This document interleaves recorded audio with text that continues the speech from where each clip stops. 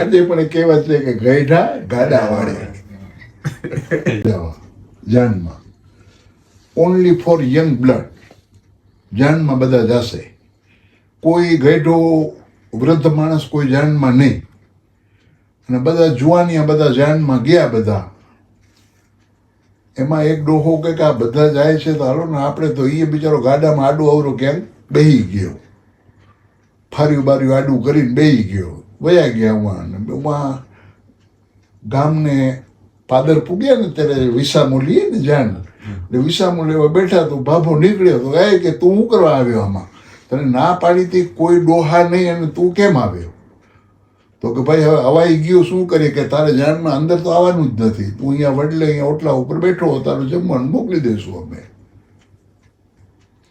તો કે કાંઈ વાંધો નહીં ભાઈ. એ ડોહો વડલા નીચે બેસી ગયા અને બધા વ્યવસ્થિત તૈયાર થઈને બધા ગામમાં ગાડા ગયા બધા. અને વેવાઈએ જોયું દીકરીવાળાએ કે આમાં તો કોઈ વડીલ તો છે જ નહીં આ બધા. એટલે એણે કીધું કે ભાઈ આમાં કોઈ વડીલ તો કંઈ નહીં.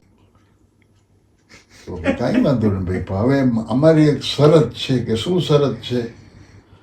તો કે અમારી દીકરી પરણાવીએ તો કે જો અમારા ગામનું તળાવ જે છે એ તમે ઘીથી ભરી આપો તો અમે દીકરી પરણાવીએ, નહીં તો દીકરી નથી પરણાવી. હવે આ જુવાની એકબીજાને કે આ તળાવ કાંઈ ઘીથી ભરાય. ઘણી વાર સુધી બેઠા, બોલો કે નહીં તો જ દીકરી પરણાવી, નહીં તો નહીં. તો ગાડા ભર્યા પાછા, જાન પાછી ગઈ. તો ડોહાએ કીધું કેમ હું થયું આટલી વારમાં પાછા કેમ મર્યા? તો કે ભાઈ હું તો એમને કીધું કે ઘીથી તળાવ ભરી આપું. ઘીથી કેમ તળાવ ભરાય? કે હાલો હાલો. તો હું ગયા, એમાં ડોહો બધાથી આગળ કે બોલો એમાં હું હતું કે અમારું ઓલો તળાવ છે ને ઘીથી ભરી આપો. તો કે કાંઈ વાંધો નહીં કે પહેલાં ખાલી કરો તમે, કે પહેલાં તમે ખાલી કરો પછી ભરી આપીએ, કે જાનને આવવા દો.